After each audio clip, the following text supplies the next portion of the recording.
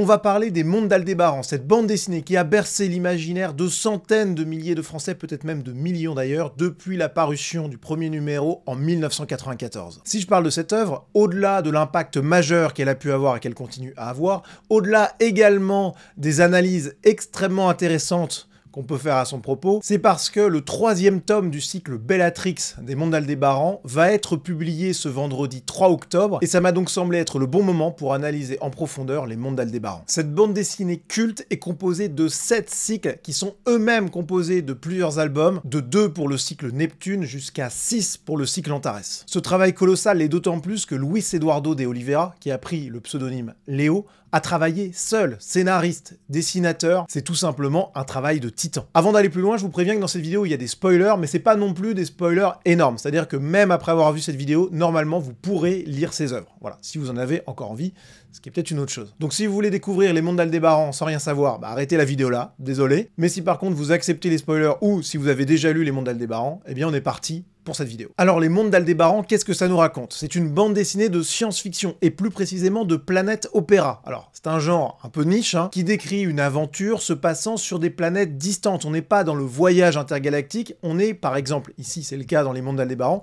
on est dans la colonisation de planètes lointaines. Alors évidemment ça se passe dans le futur, on est autour de l'année 2180 environ, quand commence le premier tome d'Aldébaran, plus d'un siècle après que le contact ait été coupé avec la Terre, après cette colonisation donc, et on se retrouve plongé dans un monde, et là c'est super intéressant, dans un monde qui a régressé depuis l'arrivée en vaisseau spatial. Puisque le contact ayant été coupé, eh bien on se retrouve finalement face à des naufragés intergalactiques. C'est passionnant parce qu'on peut voir comment aurait évolué un groupe humain, comme ça un petit peu coupé de sa base, et avec initialement des technologies de pointe, mais qui, au fil des générations, eh bien, perd le savoir-faire et se retrouve obligé d'utiliser des navires à voile, des dirigeables, et se retrouve finalement dans une phase pré-industrielle quasiment. Donc ça, c'est déjà vachement malin, je trouve. Donc l'histoire commence dans un village de pêcheurs, avec Marc et Kim, qui vont être les protagonistes centraux de toute cette œuvre massive, et Kim et Marc se retrouvent confrontés à un animal mystérieux et extrêmement puissant, que les humains ne connaissent pas, sauf un petit groupe un petit peu mystérieux, et qui semble disposer de pouvoirs assez gigantesques. La découverte de cet animal mystérieux, la mentrice, sera le point de départ d'une épopée intersidérale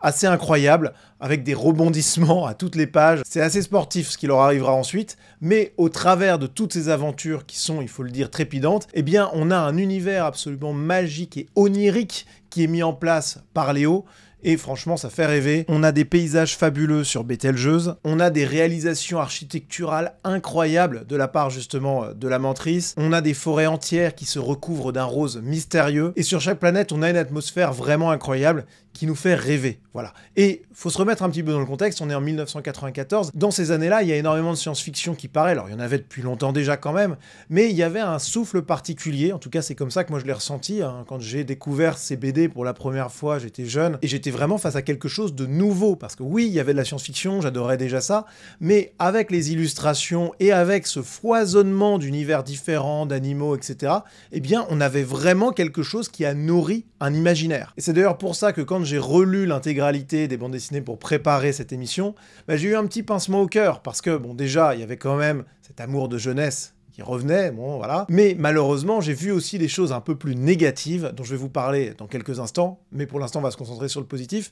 Mais en tout cas, c'est clairement une œuvre magistrale au niveau de l'atmosphère, de l'univers qu'elle met en place. Au-delà de la magie visuelle amenée par les dessins, on a des idées qui sont super malines dans l'histoire. Déjà, le fait que les colons soient bloqués sur Aldébaran, je trouve que ça amène quelque chose de particulièrement intéressant parce qu'on a une société qui doit se développer en l'absence de tout contact avec la Terre, qui doit mettre en place des règles de survie, parce qu'on est face à un univers quand même globalement hostile, et sans deuxième chance, donc il faut mettre en place des règles de société qui peuvent parfois amener à des dérives, on va le voir. Dans les bonnes idées également, on a ces anomalies quantiques qui ont donné le cycle des survivants, avec ces vaisseaux spatiaux humains, mais pas que, qui sont happés par des anomalies quantiques et qui se retrouvent échoués sur une planète où d'autres espèces naufragées doivent cohabiter. Là aussi, ça donne quelque chose de super intéressant à suivre. Pareil, il y a quelque chose qui m'a vraiment beaucoup plu dans la réflexion autour de cette exploration spatiale et de cette colonisation, l'idée des kamikazes. Ces groupes d'humains qui sont envoyés en éclaireur sur les planètes intéressantes pour se rendre compte sur place place de l'habitabilité ou non de la planète. Et ce sont des kamikazes parce que si la planète n'est pas habitable ou pas assez attrayante pour ceux qui ont financé cette pré-expédition, on va dire, eh bien les kamikazes doivent rester sur place seuls, condamnés finalement à mourir loin de la Terre. Alors évidemment, est-ce que dans la réalité des gens prendraient cette option ? Pas certain, je pense que c'est quand même assez improbable, mais malgré tout, il y a une idée derrière qui est super intéressante, et mettre en scène ces gens qui sont prêts à tout abandonner pour aller explorer une nouvelle planète avec zéro certitude sur le fait qu'on puisse les rejoindre, voire même qui vont avoir entre leurs mains, parce que l'expédition ne se passe pas bien, que les données qu'ils envoient sont pas bonnes, ils vont avoir entre leurs mains finalement l'instrument de leur mort, parce qu'au moment où ils annoncent que la planète n'est pas habitable, n'est pas acceptable, eh bien ils se retrouvent condamnés. Je trouve que c'est psychologiquement super intéressant. Et il y a plein de petites idées comme ça dans cette œuvre, et je trouve que ça participe de sa richesse. Autre point fort des mondes d'Aldébaran, c'est bien sûr le bestiaire particulièrement fourni avec des animaux assez extraordinaires. On a des animaux volants improbables, on a des animaux marins qui sont absolument magnifiques, on a des prédateurs assez extraordinaire sur toutes les planètes. On a même un moment un hommage à Dune avec un espèce de ver des sables. On a des espèces de dinosaures extrêmement imposants et colorés. On a des animaux volants particulièrement impressionnants. Bref, au niveau de la faune présente sur toutes les planètes, il y a de quoi faire rêver ceux qui parcourent les pages des mondes d'Aldébaran. Donc pour résumer tout ça, il y a énormément de positifs. Et c'est pas pour rien que quand j'étais jeune, j'avais adoré cette bande dessinée. C'est pas pour rien qu'elle s'est très bien vendue et qu'elle continue toujours d'ailleurs à se vendre avec succès. Il y a vraiment toute une réflexion super intéressante et un univers mis en place qui donne envie. Mais il y a quand même aussi beaucoup de défauts, de lacunes dans cette œuvre, et je voulais vous en parler. D'abord, il y a une écriture qui est parfois quand même très moyenne, je trouve. Alors évidemment, on est dans une bande dessinée, donc on n'est pas sur un roman, et il y a des raccourcis qui sont pris parce qu'on ne peut pas avoir un récit aussi riche, aussi fouillé que dans un livre de science-fiction classique. Ça, je comprends bien, et parfois, il y a vraiment une écriture que je trouve très très moyenne, mais je suis capable d'accepter ces faiblesses, même si c'est franchement parfois dur, parce que je me dis, voilà, bande dessinée, on a les images qui compensent, entre guillemets, ces défauts scénaristiques et d'écriture, donc on peut l'accepter. Voilà. Mais déjà, par moments, c'est quand même un peu dur. Et puis, il y a, pour le coup, des moments où là, c'est un petit peu impardonnable, je trouve. On a par exemple des incohérences idéologiques. On va le voir tout de suite. Il y a énormément d'idéologie dans ces bandes dessinées. Il y a un engagement politique, clairement à gauche, de la part de son auteur qui transparaît dans ses œuvres. Et il y a des incohérences d'écriture qui sont consécutives à cet engagement idéologique, et là, pour le coup, je trouve ça très dommageable. On a par exemple dans le cycle de Bételgeuse, Kim qui arrive face à un animal présent sur place, et alors qu'elle s'interroge sur l'attitude que son équipe doit avoir face à cet animal, on est sur une planète qu'ils sont en train de découvrir, forcément hostile, donc là, la prudence, ça serait quand même de faire un peu gaffe, et son équipier lui dit qu'il n'y a pas d'inquiétude, et au final, il se retrouve tué sur le coup par cet animal. Bon, déjà, en soi, cette naïveté, je trouve qu'elle est un petit peu coupable au niveau de l'écriture, mais bon, pourquoi pas. Mais là où c'est vraiment impardonnable, je trouve, c'est que quelques pages plus tard, on a Kim qui a dû s'allier avec des méchants. Et vous allez voir, les méchants, ils ont une caractéristique commune dans cette œuvre, je vais y revenir, mais elle est donc alliée avec des gens qui sont pas très gentils, et elle se retrouve confrontée à la même situation, c'est-à-dire un oiseau inconnu qui commence à voler vers le bateau sur lequel il se trouve, et là, on a un méchant qui le tue d'une balle dans la tête. Mais ce qui est incroyable, c'est que Kim, elle s'offusque contre le méchant, parce qu'il a tué un animal qui n'avait pas l'air agressif, a priori. Or, quelques pages auparavant, il y a un de ses camarades qui se fait tuer par un animal qui lui aussi a l'air inoffensif. Donc au niveau de l'écriture, ça marche pas. Normalement, elle aurait dû être sur ses gardes, ils devraient tous être prêts à zigouiller le moindre animal qui vient à la ronde, évidemment. Bon. Donc vous voyez que déjà, il y a une incohérence scénaristique par un biais idéologique que je vais vous expliquer tout de suite. Autre grosse lacune dans l'écriture de ces œuvres, c'est vraiment les retournements de situation à ne plus savoir qu'en faire, les retournements de situation amoureux, voire même sexuels, parce que, on va le voir aussi dans quelques instants, notre auteur Léo, il a l'air quand même très porté sur la chose. Bref, mais il y a des retournements de situation amoureux tout le temps, et avec à chaque fois des justifications et des réactions de la part des personnages qui n'ont aucun sens. On a par exemple cette histoire d'amour entre Kim et Amos, Kim qui laisse donc tomber Mark, Mark qui de son côté va voir du côté de Mylan, avec des dialogues extrêmement faibles au moment de la justification et de la révélation. Franchement, c'est très très bas de gamme, et ça gâche un peu l'expérience de lecture. Pareil, dans le cycle Neptune, on a un retour de Kim et Mark ensemble, avec un dialogue entre Kim et Mylan qui est vraiment, pareil, là, d'une fragilité abyssale, et qui déprécie quand même la qualité générale de l'œuvre, parce que c'est pas du tout la seule fois où ça se passe. D'ailleurs, il y a beaucoup d'échanges amoureux, voilà, beaucoup d'échanges sexuels entre les uns et les autres. On voit qu'on est un petit peu dans l'ère post-68 hard, hein. pour l'auteur. On va y revenir. Mais donc globalement, au-delà de ces deux exemples que j'ai pris, mais j'aurais pu en prendre beaucoup d'autres, mais bon, je me suis concentré là-dessus, on voit qu'il y a quand même de grosses lacunes littéraires. Mais là où c'est vraiment le pire, et on rentre dans le cœur du problème des mondes d'Aldébaran, c'est le parti pris idéologique de Léo, son auteur, qui met de l'idéologie de la politique partout. Alors ce parti pris idéologique politique dans les mondes d'Aldébaran, il s'explique par la personnalité et par l'histoire de son auteur, Léo. Né en 1944 au Brésil, il fuit en 1971 la dictature militaire pour rejoindre le Chili. Bon, manque de bol pour lui, il y a une autre dictature qui se met en place, celle de Pinochet. Donc il se rend en Argentine, puis revient au Brésil avant d'arriver en 1981 en France. Mais avant même l'expérience de la dictature, il est très engagé à gauche et se tourne vers le militantisme actif en 1968. Ça doit vous rappeler quelque chose, cette date. Et donc on retrouve cette expérience-là, cet engagement militant dans son œuvre. Et globalement, les grands méchants dans cette histoire, ce sont les dictateurs qui ont des discours anti-femmes, qui ont des discours natalistes et qui sont religieux. Et le problème, c'est que c'est ultra caricatural de sa part. D'abord parce qu'il n'y a pas de diversité. À chaque fois, on retrouve les mêmes grands méchants. Franchement, c'est un peu usant d'avoir toujours le même profil. On a des dictateurs intolérants, on a des dictateurs qui s'appuient sur un discours religieux, on a des prisons dans lesquelles on enferme des opposants sans autre forme de procès, on a des prisons dans lesquelles on les tue d'ailleurs, on a des prisons dans lesquelles les femmes se font violer et sont obligées de porter les enfants pour repeupler la planète, on a l'interdiction de la musique, etc., etc. Et à chaque fois, c'est plus ou moins la même chose. Par ailleurs, il n'y a aucun discours critique sur la nature exceptionnelle de la situation. Avoir une société qui met en avant le fait pour les femmes de porter le plus d'enfants possible pour peupler la planète, c'est pas non plus illogique, alors qu'on est des naufragés spatiaux. Sur Aldébaran, il n'y a plus aucun contact avec la Terre, il y a une nature hostile. Bon, il y a un moment où, effectivement, dans ce genre de circonstances, on n'est plus dans une démocratie libérale, parce qu'effectivement, il y a un impératif de natalité. C'est assez logique. Mais il n'y a pas de contre-discours qui permettrait de nuancer le fait qu'il s'agisse de vilaines dictatures. Je trouve que c'est trop facile. C'est au contraire quelque chose qui aurait participé à la richesse de l'univers des mondes d'Aldébaran que de montrer que sur Aldébaran ou sur Bételgeuse, oui, il y a effectivement des groupes qui mettent en avant le fait pour les femmes d'avoir des enfants, mais en même temps, c'est une forme de nécessité qui peut se comprendre. Il y avait de la complexité à mettre là-dedans. Bon, ça n'a pas été le cas, et c'était vraiment très caricatural, et surtout, à chaque fois, on en remettait des couches et des couches et des couches. Il n'y avait aucune nuance, avec des méchants hyper caricaturaux. Franchement, c'est très bas de gamme. D'autant que, si on prend l'expérience personnelle de Léo, la dictature militaire du Brésil, bon, on se rend compte que le nombre de morts causés par la dictature militaire est évalué à 434 personnes. Alors, c'est évidemment pas bien du tout, et je vais pas défendre une dictature militaire. Vous savez, moi je suis démocrate, libéral et progressiste. Bon, mais il y a un moment quand même où il faut regarder les choses en face. Si on voulait dépeindre une dictature dans ses œuvres inspirées par la vie de Léo et par l'histoire qu'il a traversée au cours de ces années, il y avait peut-être un modèle de dictature à aller chercher beaucoup plus violent, beaucoup plus dur, beaucoup plus totalitaire, celui du communisme. Mais étrangement, il n'y a absolument rien qui pourrait se rapprocher d'une critique de l'utopie communiste, enfin utopie avec beaucoup de guillemets. À l'époque, on pouvait concéder que certains croyaient que c'était une utopie, mais enfin bon, la réalité c'est que c'était un enfer absolu. Mais Léo, il aurait pu en parler. Des gens qui, animés de bonnes intentions, créent une société invivable. Franchement, ça aurait été hyper intéressant. Mais bon, on voit que ces choix politiques et idéologiques, ils étaient faits. Donc finalement, on s'est retrouvé avec toujours les mêmes méchants, toujours les mêmes profils, des religieux, des gens qui prient, des gens qui veulent couvrir les femmes impudiques. Hein, voilà, alors là pareil, ça aurait pu être autre chose que des religieux chrétiens blancs. Hein. Ça aurait pu être peut-être des religions venues du Proche-Orient qui auraient tenu ce discours-là. Bon, mais c'était pas le cas. Et toujours, ça c'est quand même assez incroyable parce que c'est une bande dessinée où il y a beaucoup de diversité ethnique. Normal, on a quelqu'un d'engagé à gauche, donc il nous a pondu un peu son utopie égalitariste. Là encore, utopie avec beaucoup de guillemets.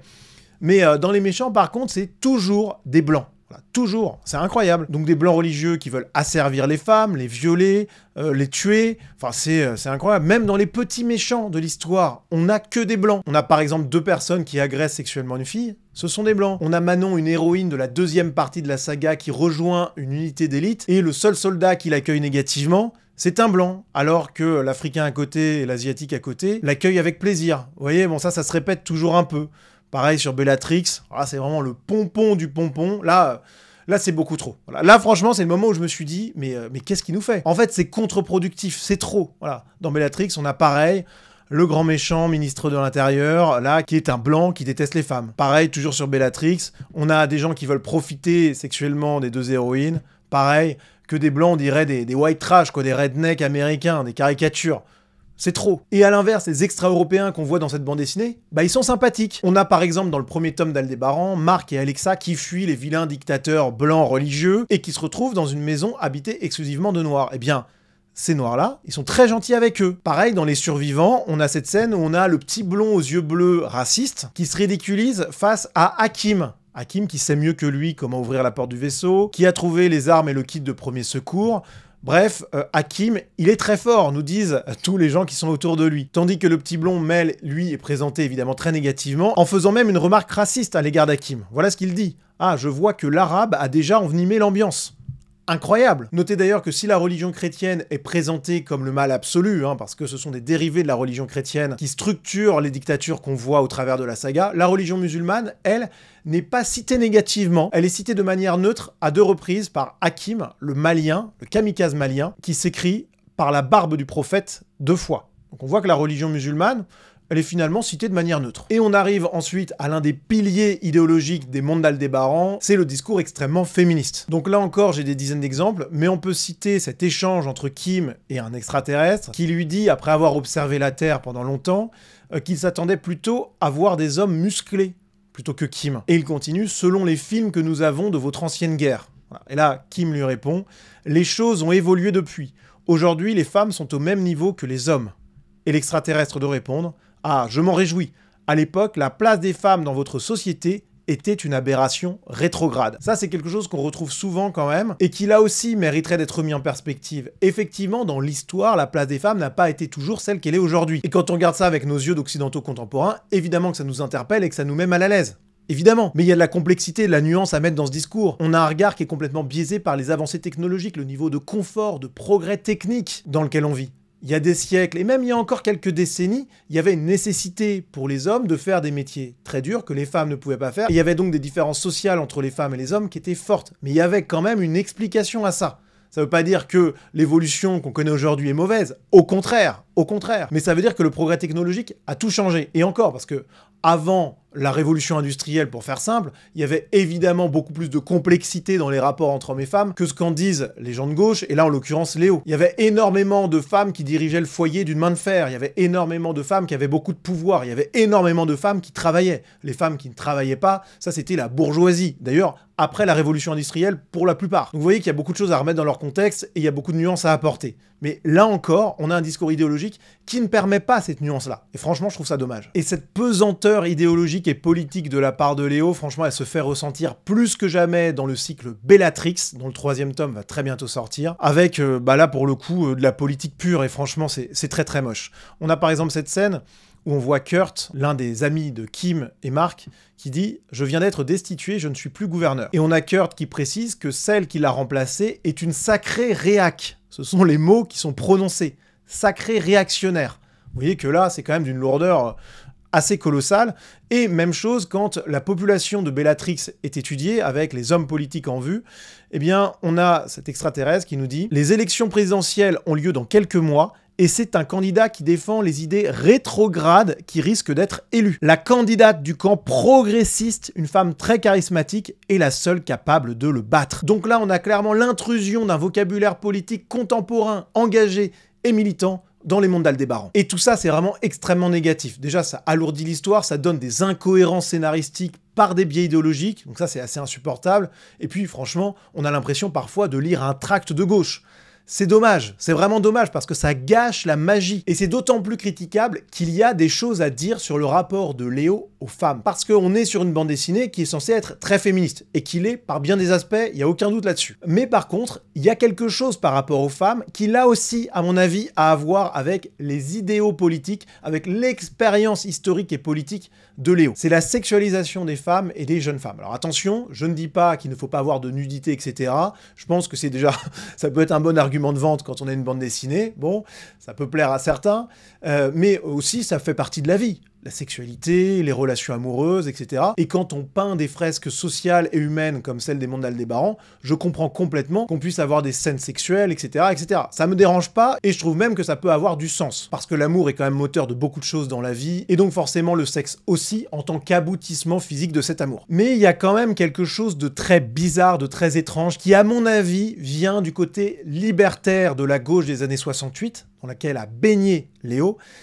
Et il y a quand même quelque chose qui, à la fin, met mal à l'aise. Parce qu'il y a énormément de nudité dans cette série. Tous les prétextes sont bons pour que les personnages féminins enlèvent leurs vêtements. Voilà. Elles se baignent dans toutes les piscines naturelles qu'elles peuvent trouver, même sur des planètes hostiles, alors qu'il y a des petites bestioles sous-marines pas forcément sympathiques qui peuvent être là aussi. Bref, mais c'est pas grave. Dès qu'elles le peuvent, les héroïnes se baignent à poil. Pareil, dès qu'on peut avoir un moindre plan avec des seins exhibés, Léo, il y va à fond. Et là où je trouve que c'est un petit peu gênant, là encore, c'est à la limite, hein. J'ai pas envie non plus d'accuser Léo d'être le pire des satires, mais il y a quand même un petit côté boomer libidineux. Et c'est pas anormal, parce que je dis boomer, mais en fait c'est la génération 68. Et pour ces gens-là, et ça se retrouve d'ailleurs dans la bande dessinée, il y a des moments où on a des discours sur le fait de montrer son corps sans pudeur, il n'y a pas de problème avec ça, etc. Donc on retrouve vraiment ce discours-là de liberté sexuelle. On le retrouve d'ailleurs dans les échanges entre couples, parce qu'un tel trompe sa compagne avec une autre, mais en même temps, sa compagne le trompe avec quelqu'un d'autre, et puis les couples se font, se défont, se reforment. Bref, c'est un peu une AG de mai 68 cette histoire, et le problème c'est que le message féministe, du coup il est brouillé, parce qu'on a des nanas à poil toutes les pages, et parce qu'on a aussi quand même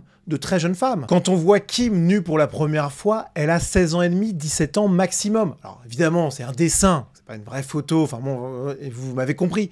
Mais il y a quand même quelque chose de dérangeant qui rappelle cette idéologie de gauche des années 68. Pareil pour Mylan qui est très jeune et qu'on voit nue, voilà.